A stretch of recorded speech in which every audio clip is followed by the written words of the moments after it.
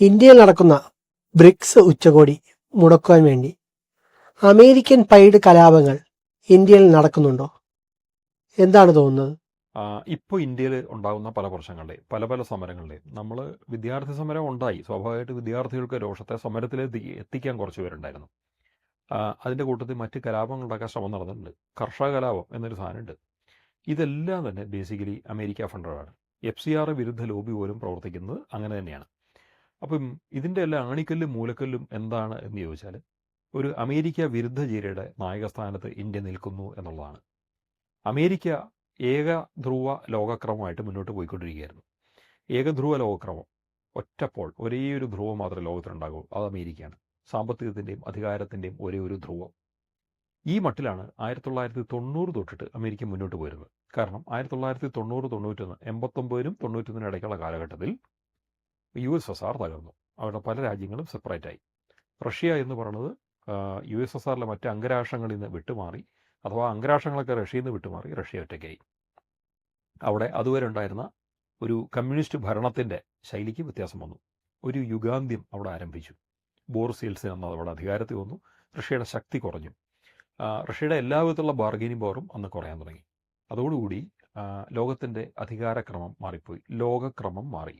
World order മാറി. America കേന്ദ്രീകൃതമായി. ആ America കേന്ദ്രീകൃതമായ വേൾഡ് ഓർഡർ, അതിന് മാറ്റം വരുത്താൻ 90കൾ തൊട്ട് ശ്രമമുണ്ട്. അപ്പോൾ അങ്ങനെ ഇരിക്കുമ്പം അന്ന് റഷ്യയിൽ ആദ്യം ബോറിസ് യെൽസിൻ, അതായത് ഗോർബച്ചേവിന് ശേഷം യെൽസിൻ വന്നു. പിന്നെയും അധികാരികൾ മാറി മാറി വന്നു. അവസാനം വ്ളാഡിമിർ പുടിൻ റഷ്യയിലെ അധികാരത്തിലെത്തി. പക്ഷേ പുടിൻ വരുന്നതിന് മുമ്പ് തന്നെ ബെലാറസ് പ്രസിഡൻ്റൊക്കെ ഒരു നിർദ്ദേശം മുന്നിൽ വെച്ചിരുന്നു. ഇന്ത്യയും റഷ്യയും ചൈനയും ചേർന്നിട്ട് ഒരു പുതിയ ശാക്തിക കേന്ദ്രീകരണം ഉണ്ടാക്കണം. ആ കാര്യം പറഞ്ഞെങ്കിലും അന്ന് സീരിയസ് ആയിട്ട് എടുക്കപ്പെട്ടിട്ടില്ല. അതിൻ്റെയൊക്കെ ഒരു തുടക്കം എന്ന നിലയ്ക്ക് ചില ചർച്ചകൾ അക്കാലത്ത് നടന്നിട്ടുണ്ട്. റഷ്യ, ഇന്ത്യ, ചൈന എന്നിവർ തമ്മിൽ ചർച്ച. ബെലാറസ് പ്രസിഡൻ്റായിരുന്ന ലുഷ്ചെങ്കോ ഇന്ത്യയിൽ വന്നപ്പോഴാണ് അദ്ദേഹം ആവശ്യം പറഞ്ഞത്. എനിക്ക് ഓർമ്മയുണ്ട്, 1998 മറ്റാണ്, അതോ 99. ദ വീക്ക് മാഗസിനിൽ അദ്ദേഹത്തിൻ്റെ ഒരു അഭിമുഖമല്ല, അദ്ദേഹം വന്നപ്പോൾ ഉള്ള അഭിപ്രായ പ്രകടനങ്ങളുടെ ഭാഗമായിട്ടുള്ള ഒന്ന് ഇങ്ങനെ പറഞ്ഞതായിട്ട് അത് ഞാൻ വായിച്ചിട്ടുണ്ട് ആ കാലഘട്ടത്തിൽ. എന്തായാലും ശരി, പതിയെ ചർച്ചകൾ മുന്നോട്ട് പോയി. 2000 ആണ്ടുകൾ അതിന് കുറച്ചുകൂടെ ഒരു സമൂർത്തമായൊരു ഭാവം കൈവന്നു. റഷ്യയും ഇന്ത്യയും ചൈനയും എന്നുള്ളതിനപ്പുറത്തേക്ക് അതിലേക്ക് ബ്രസീലും സൗത്ത് ആഫ്രിക്കയും കൂടെ വരികയും 5 രാജ്യങ്ങൾ ചേർന്ന് ബ്രിക്സ് എന്നുള്ള ഒരു, നമ്മൾ ആ ചുരുക്കപ്പേരിൽ വിളിക്കുന്ന, എന്നുവെച്ചാൽ Brazil, Russia, India, China and south Africa എന്നാണ് ഇതിൻ്റെ എക്സ്പാൻഷൻ. അങ്ങനെ ഒരു കൂട്ടായ്മ രൂപം കൊണ്ടു. ഇതൊരു സാമ്പത്തിക കൂട്ടായ്മയുണ്ട്. അന്നത്തെ ബെലാറസ് പ്രസിഡന്റ് പറഞ്ഞ അർത്ഥപ്രകാരം അത് സാമ്പത്തികം മാത്രമല്ല, ഒരു സൈനിക കൂട്ടായ്മ പോലെ ആകണം എന്നുള്ള അർത്ഥത്തിലാണ്. അതിലേക്ക് സീരിയസ് ആയിട്ട് ഇന്നും ഈ അംഗരാജ്യങ്ങൾ ചിന്തിച്ചിട്ടില്ല എന്നുള്ളതാണ് വാസ്തവം. പക്ഷേ പുതിയ ലോകത്ത്, അതായത് ഈ 21ാം നൂറ്റാണ്ടിൽ കാര്യങ്ങൾ മാറിമറിഞ്ഞിരിക്കുന്നു. പ്രത്യേകിച്ചും 21ാം നൂറ്റാണ്ടിൻ്റെ ഒരു കാൽഭാഗം കഴിഞ്ഞു.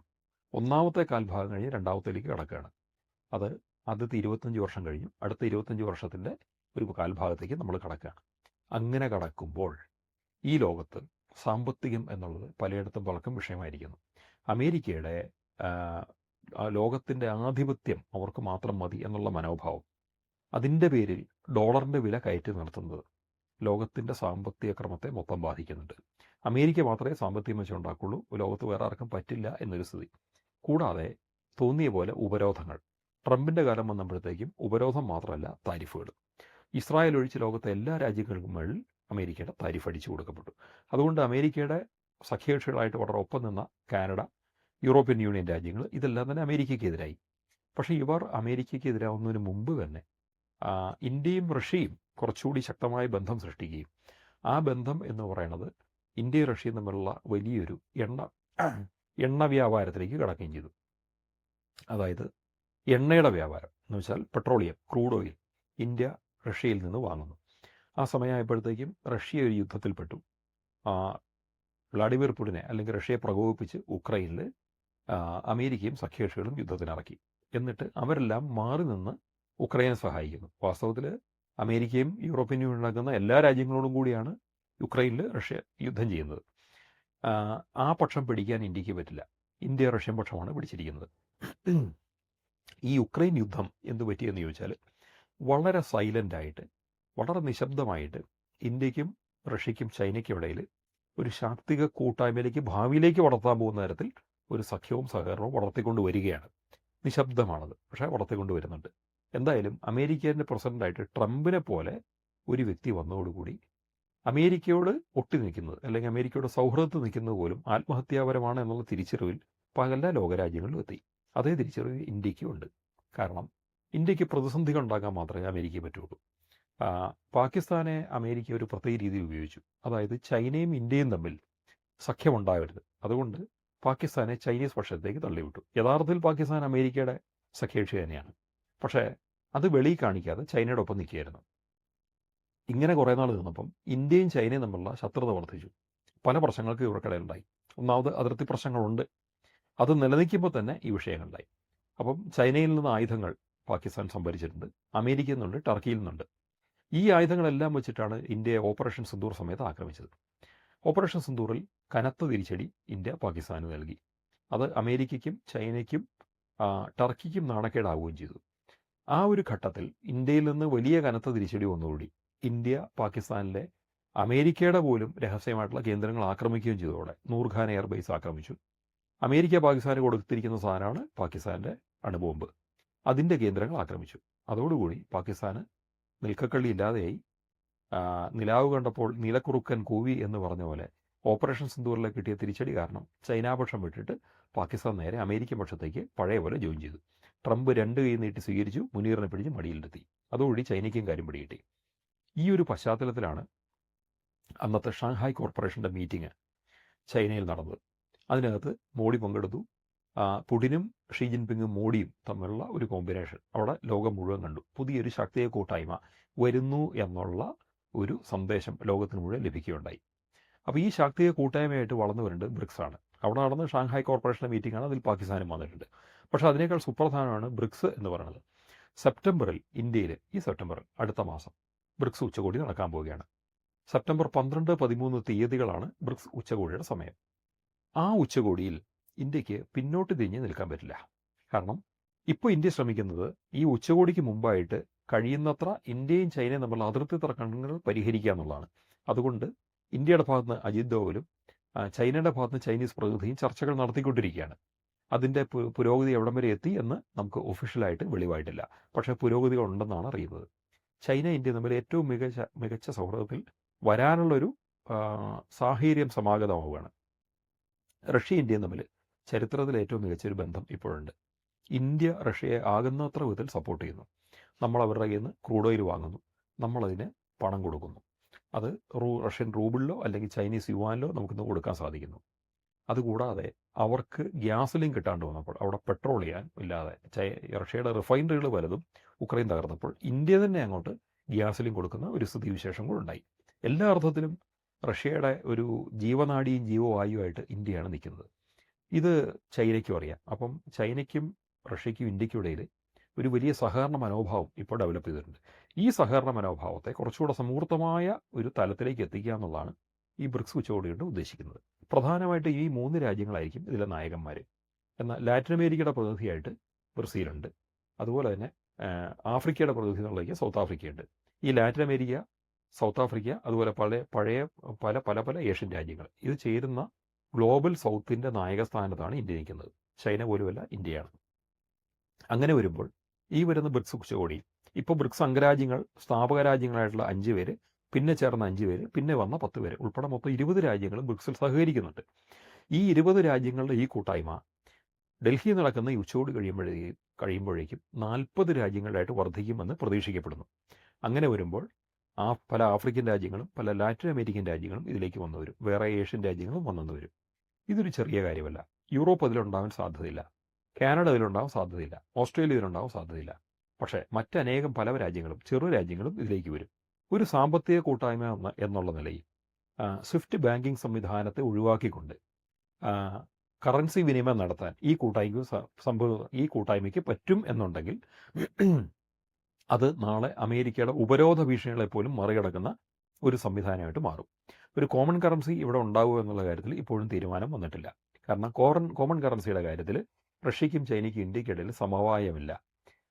റഷ്യയ്ക്ക് ആഗ്രഹമുണ്ട് കോമൺ കറൻസി കൊണ്ടുവരണമെന്ന്. യൂണിറ്റ് എന്ന് പേരുള്ള കോമൺ കറൻസി റഷ്യ എസ്റ്റാബ്ലിഷ് ചെയ്തിട്ടുണ്ട്. ഇത് പൂർണ്ണ രീതിയിൽ എടുക്കാൻ ഇന്ത്യ തയ്യാറായിട്ടില്ല. കാരണം ഏത് കോമൺ കറൻസി വന്നാലും അത് മറ്റൊരു യൂറോയോ മറ്റൊരു ഡോളറോ ആയി മാറും എന്ന് ഇന്ത്യ ഭയപ്പെടുന്നുണ്ട്. അതുകൊണ്ട് തന്നെ കോമൺ കറൻസിക്ക് പകരം പരസ്പരം രാജ്യങ്ങൾക്കിടയിൽ അതാത് കറൻസി വെച്ചിട്ടുള്ള വിനിമയം മതി എന്നാണ് ഇന്ത്യയുടെ സന്ദേശം. അപ്പോൾ അങ്ങനെ ഇത് റഷ്യയ്ക്കും ഇന്ത്യയ്ക്കും ഇടയിൽ റൂബിൾ റുപ്പി വിനിമയം നടക്കുന്നുണ്ട്. ഇന്ത്യയ്ക്കും ചൈനയ്ക്കും ഇടയിൽ റുപ്പി യുവാൻ വിനിമയം നടക്കുന്നുണ്ട്. ചില സമയത്ത് ചൈനീസ് യുവാൻ ഉപയോഗിച്ച് റഷ്യ ഇന്ത്യയും വ്യാപാരം നടത്തുന്നുണ്ട്. ഇതൊക്കെ മാറി മറിഞ്ഞ് തിരിഞ്ഞൊക്കെ നടക്കുന്നുണ്ട്. അങ്ങനെ വരുമ്പോൾ കോമൺ കറൻസി ഇല്ലാതെ അവൈലബിൾ കറൻസി വെച്ചിട്ട് വ്യാപാരം നടത്തുന്ന ഒരു സ്ഥിതിവിശേഷം ബ്രിക്സ് അംഗരാജ്യങ്ങൾക്കിടയിൽ പെട്ടെന്ന് വരാൻ തന്നെയാണ് സാധ്യത. അങ്ങനെ വരുമ്പോൾ എന്ത് സംഭവിക്കും? ഡീഡോളറൈസേഷനുള്ള ഒരു പ്രഥമ സ്റ്റെപ്പ് ഇന്ത്യയും ഈ രാജ്യങ്ങളും എടുത്തു എന്ന് പറയാനാകും. അതായത് അമേരിക്കയുടെ ഡോളർ വേണ്ട ഞങ്ങൾക്ക്. ഓർത്തു നോക്കണം, ലോകത്തെ ഒരു 40% എങ്കിലും സാമ്പത്തിക ശേഷി ഈ പറഞ്ഞ രാജ്യങ്ങളിൽ കൂടി ബ്രിക്സ് അംഗരാജ്യങ്ങളും അവയുമായിട്ട് സഹകരിക്കുന്ന രാജ്യങ്ങൾക്കിടയിൽ ഉണ്ട്. ആ രാജ്യങ്ങൾ ഡോളർ ഉപേക്ഷിച്ചാൽ ഇന്ന് ഡോളറിൻ്റെ വില താഴേക്ക് പോയി വരും. ഇപ്പോൾ ഉള്ളതിന്ന് 20% അത് ഇടിയാനുള്ള സാധ്യത മുന്നിൽ നിൽപ്പുണ്ട്. അങ്ങനെ വന്നാൽ അമേരിക്കക്ക് വലിയ ക്ഷീണമാണ്. കാരണം ഒരിക്കലും ശമ്പള വർധന നടപ്പാക്കാത്ത രാജ്യമാണ് അമേരിക്ക. ആഗോളതലത്തിൽ ഡോളറിൻ്റെ വാല്യൂ ഉയർത്തി നിർത്തുന്നതുകൊണ്ടാണ് പല കമ്മോഡിറ്റീസും പുറം രാജ്യങ്ങളിൽ നിന്ന് ഇറക്കുമതി ചെയ്ത് അമേരിക്കയിൽ വിപണനം ചെയ്യാൻ അമേരിക്കയ്ക്ക് സാധിക്കുന്നത്. ഈ അവസ്ഥയ്ക്ക് മാറ്റം വരും. അമേരിക്ക വിലക്കയറ്റം ഉണ്ടാവും. ശമ്പള വർധന നടപ്പാക്കേണ്ടി വരും. അമേരിക്കയുടെ സാമ്പത്തിക അടിത്തറയുടെ നാട്ടെല്ല് തകരും. ഇത് അമേരിക്ക ഭയപ്പെടുന്നുണ്ട്. ഇതുകൊണ്ട് തന്നെ ഈ വരുന്ന ബ്രിക്സ് ഉച്ചകോടി അമേരിക്കയെ സംബന്ധിച്ച് വലിയ ഭീഷണിയാണ്. ആ ബ്രിക്സ് ഉച്ചകോടിയിൽ നിന്ന് അല്ലെങ്കിൽ ബ്രിക്സ് കൂട്ടായ്മയിൽ നിന്ന് ഇന്ത്യ വെളിയിൽ വരുന്നതാണ് അവരാഗ്രഹിക്കുന്നത്. കഴിയുന്നത് അതിലുണ്ടാവരുതെന്നുള്ളതാണ്. പക്ഷേ ഇന്ത്യക്ക് ചില ഉത്തരവാദിത്തങ്ങളുണ്ട്. ബ്രിക്സിലെ സ്ഥാപക രാജ്യങ്ങളിൽ ഒന്നാണ് ഇന്ത്യ. ഇത്തവണത്തെ ഉച്ചകോടി ഇന്ത്യയിലാണ്. വെറും ഒരു ഉച്ചകോടിയായിട്ട് നടക്കാൻ പാടില്ല. ഇന്ത്യയെ സംബന്ധിച്ച് മറ്റ് രാജ്യങ്ങളിൽ ഇതിനു മുമ്പ് നടന്ന ഉച്ചകോടികളെക്കാളും മികവോടുകൂടി ഇന്ത്യ നടക്കേണ്ടി വരും. ഓർക്കണം, G20 മീറ്റിംഗ് ഇന്ത്യ നടന്നപ്പോഴും നമ്മൾ അതേ സ്റ്റാൻഡാണ് സ്വീകരിച്ചത്. പല പല പ്രധാനപ്പെട്ട നയങ്ങളും അത് കൈക്കൊള്ളാൻ സഹായിക്കുകയും ചെയ്തു. അതുപോലെ ഇവിടെ ബ്രിക്സ് മീറ്റിങ്ങിലും അതിനകത്ത് ആരൊക്കെ വരും? ചൈനയുടെ പ്രസിഡന്റ് ഷീ ജിൻപിങ് വരും. റഷ്യൻ പ്രസിഡന്റ് പുടിൻ ഇന്ത്യയിലെത്തും. സർവോപരി ഇറാനിയൻ പ്രസിഡന്റ് പെസഷ്കിയനും ഇന്ത്യയിൽ വരും. ഇത് അമേരിക്കയെ ഒന്നുകൂടി വിഭ്രമിപ്പിക്കുന്നുണ്ട്. കാരണം അമേരിക്കയ്ക്കും ഇസ്രായേലിനെതിരെ പോരാടിക്കൊണ്ട് നിൽക്കുന്ന ഇറാൻ്റെ പ്രസിഡന്റിനെ മോഡി ഔദ്യോഗികമായിട്ട് ഇന്ത്യയിലേക്ക് ക്ഷണിച്ചിരിക്കുന്നു. അദ്ദേഹം ഇന്ത്യയിൽ വരും. ഈ ഉച്ചകോടി പങ്കെടുക്കും. ലോകത്തെ വലിയൊരു ശാക്തിക ചേരിയുടെ മീറ്റിങ്ങിലാണ് പങ്കെടുക്കാൻ പോകുന്നത്. ഓർക്കണം, ചൈനയും ഇന്ത്യയും റഷ്യയും ഒരുമിച്ച് നിന്നാൽ അത് ലോകത്തിലെ ഏറ്റവും വലിയ സൈനിക ശക്തിയാണ്. ആ കൂട്ടായ്മയുടെ മീറ്റിങ്ങിലേക്ക്, സൈനിക കൂട്ടായ്മയല്ല സാമ്പത്തിക കൂട്ടായ്മയാണ് എങ്കിൽ പോലും ആ കൂട്ടായ്മയുടെ മീറ്റിങ്ങിലേക്ക് ഇറാൻ പ്രസിഡന്റ് എത്തുന്നു. 2 കൈ നീട്ടി രാജ്യങ്ങൾ അവരെ സ്വീകരിക്കുന്നു. ഇത് അമേരിക്കയ്ക്കുള്ള രണ്ടാമത്തെ പ്രഹരമാണ്. ആദ്യത്തെ പ്രഹരം ഡീഡോളറൈസേഷനിലേക്കുള്ള സ്റ്റെപ്പ് ഇന്ത്യ എടുക്കുന്നു. രണ്ടാമത്തെ പ്രഹരം ഇറാൻ പ്രസിഡന്റിനെ ഇന്ത്യയിലേക്ക് ക്ഷണിക്കുന്നു. അദ്ദേഹം വരുന്നു, പങ്കെടുക്കുന്നു. മൂന്നാമത്തെ പ്രഹരം എന്ന് പറയുന്നത് അമേരിക്കയുടെ രാഷ്ട്രീയ മേധാവിത്വം തകരാൻ ഇതിടയാക്കും എന്നുള്ളതാണ്. ഈ കാര്യങ്ങൾ മൂന്നും അമേരിക്കയെ സംബന്ധിച്ച് വലിയ വിഷയമാണ്, വലിയ പ്രശ്നമാണ്. അമേരിക്ക ഇതിനെ ഭീഷണിയായിട്ട് കാണും. അതുകൊണ്ട് എന്താണ് അമേരിക്ക ചെയ്യുന്നത്? അമേരിക്ക ഇന്ത്യയിലേക്ക് പണം ഒഴുക്കുകയാണ്. കഴിഞ്ഞ ലോക്സഭാ ഇലക്ഷനിൽ ഈ മോഡി ഗവൺമെൻറ്റിനെ അട്ടിമറിക്കാൻ വേണ്ടി $21 മില്യൺ ഇങ്ങോട്ട് ഒഴുക്കി എന്ന് ട്രംപ് തന്നെ തുറന്ന് സമ്മതിച്ചിട്ടുള്ളതാണ്. ട്രംപ് തന്നെ ചോദിക്കുന്നുണ്ട്, നമ്മൾ $21 മില്യൺ അവിടെ മുടക്കിയിരിക്കുന്നു, എന്ത് കാര്യത്തിന് എന്ന് ചോദിച്ചു. എന്ത് കാര്യത്തിനുള്ളതിന് അവിടെ ഉത്തരവുണ്ട്. ഇന്ത്യയുടെ തെരഞ്ഞെടുപ്പ് അട്ടിമറിക്കാനും BJP ഗവൺമെൻറ്റിനെ മാറ്റി മോഡിയെ മാറ്റി വേറൊരു ഗവൺമെൻറ്റിനെ പ്രതിഷ്ഠിക്കാനുമായിരുന്നത്. കാരണം ഇവർ ധരിച്ചിരുന്നത്, മുൻകാലങ്ങളിൽ അമേരിക്ക ധരിച്ചിരുന്നത് BJP ഒരു അമേരിക്കൻ അനുഭാവത്തിൽ നിൽക്കും, ചൈനയുടെ ശത്രുവായിട്ട് നിൽക്കും, റഷ്യയായിട്ട് അധികം സഹകരിക്കില്ല എന്നായിരുന്നു. പക്ഷേ കാലം മാറി. ശരിക്കും പറഞ്ഞാൽ BJP ആവട്ടെ കോൺഗ്രസ് ആവട്ടെ ഇന്ത്യക്കൊരു ഔദ്യോഗിക നയമുണ്ട്. ആ നയം എന്ന് പറയുന്നത് ഒരു പരിധിവരെ അമേരിക്കയെ കുറച്ച് അകലത്തിൽ നിർത്തുകയുള്ളൂ. മറുവശത്ത് റഷ്യയോട് കൂടുതൽ അടുത്തു പോകും. ചൈനയോട് കാലങ്ങളായിട്ട് 1950-കൾ തൊട്ട് നമുക്ക് ശത്രുതയുണ്ട്. ആ ശത്രുത പോലും അമേരിക്കയുടെ തന്ത്രം കാരണം സംഭവിച്ചതാണ്. എന്ന് പറഞ്ഞാൽ ചൈനയുടെ ടിബറ്റ് അധിനിവേശ സമയത്ത് ടിബറ്റിൻ്റെ തലവനായിരുന്ന, ടിബറ്റിൻ്റെ ചക്രവർത്തിയായിരുന്ന, അന്ന് സാമാന്യ ചെറുപ്പമായിരുന്ന ദലൈലാമയെ ഇന്ത്യയിലേക്ക് CIA കൊണ്ടുവന്നു. കാരണം CIA അദ്ദേഹത്തെ അവിടുന്ന് ചൈനയുടെ പിടിപ്പെടാണ്ട് രക്ഷിക്കുമായിരുന്നു. CIA കൊണ്ടുവന്ന കാര്യമാണ് ഒരു ബുദ്ധരാജ്യത്തിൻ്റെ ചക്രവർത്തിയായ, എന്ന് വെച്ചാൽ ടിബറ്റ് എന്ന ബുദ്ധരാജ്യത്തിൻ്റെ ചക്രവർത്തിയായ ദലൈലാമയാണ് ഇന്ത്യയിലേക്ക് കൊണ്ടുവന്നത്. അദ്ദേഹത്തെ കൊണ്ടുവന്ന ഇന്ത്യ ഒരു ജനാധിപത്യ രാജ്യമാണ്, ഒരു മതരാഷ്ട്രമല്ല. വേണമെങ്കിൽ ഒരു ബുദ്ധരാഷ്ട്രത്തിലേക്ക് അദ്ദേഹത്തെ CIAക്ക് കടത്താമായിരുന്നു. അത് ചെയ്തില്ല. തൊട്ടടുത്ത് ശ്രീലങ്കയുണ്ട്, ബുദ്ധിസ്റ്റ് ഭൂരിപക്ഷമാണ്, അങ്ങോട്ട് കൊണ്ടുപോയായിരുന്നു. വേറെയും ബുദ്ധിസ്റ്റ് രാഷ്ട്രങ്ങളുണ്ട്, വേണമെങ്കിൽ ജപ്പാനിലേക്ക് കൊണ്ടുപോയിരുന്നു. ഒന്നും ചെയ്തില്ല, ഇന്ത്യയിൽ നിർത്തി. അത് ഇന്ത്യ ചൈന ശത്രുത വർദ്ധിക്കാൻ മാത്രമേ കാരണമായിട്ടുള്ളൂ. വേണമെങ്കിൽ അമേരിക്കയിലേക്ക് കൊണ്ടുപോയി അവിടെ രാഷ്ട്രീയ അഭയം കൊടുക്കാമായിരുന്നു. കാരണം അമേരിക്കയുടെ ചാര ഏജൻസിയാണല്ലോ അദ്ദേഹത്തെ രക്ഷിച്ചുകൊണ്ട് വന്നത്. അതും ചെയ്തില്ല, ഇന്ത്യയിലാണ് നിർത്തിയത്. അതുകൊണ്ട് തന്നെ ഇന്ത്യയും ചൈനയും തമ്മിൽ ശത്രുത വളർന്നു. ഇന്ത്യയും ചൈനയും തമ്മിൽ ഇന്നോളുണ്ടായ മുഴുവൻ ശത്രുതയിലും കാരണം ദലൈലാമ ഇന്ത്യയെ കൊണ്ടുവന്ന് തന്നെയാണ്. അപ്പോൾ ദലൈലാമ ഇന്ത്യക്ക് ഉപേക്ഷിക്കാനും പറ്റില്ല. അത്തരം ബന്ധങ്ങളായിപ്പോയി. ഇനിയും ഉപേക്ഷിക്കാൻ പറ്റില്ല. പക്ഷേ ദലൈലാമയുടെ കേസ് എന്ന് പറയുന്നത് ചൈന മറക്കാൻ തയ്യാറാണെങ്കിൽ ഇന്ത്യക്കും ചൈനയ്ക്കുള്ള അതിർത്തി പ്രശ്നങ്ങളെല്ലാം ഇന്ത്യക്ക് പരിഹരിക്കാൻ പറ്റും, ചൈനയ്ക്കും പരിഹരിക്കാൻ പറ്റും. ഇത് തമ്മിലുള്ള കൂട്ടായ്മ വളരെ ശക്തമാകും. രാഷ്ട്രീയമായിട്ട് പരസ്പരം പാരവയ്ക്കില്ല എന്നുള്ള വിശ്വാസം ഈ രണ്ടു കൂട്ടർക്കും ഇടയ്ക്ക് വരണമെന്ന് മാത്രമേ ഉള്ളൂ.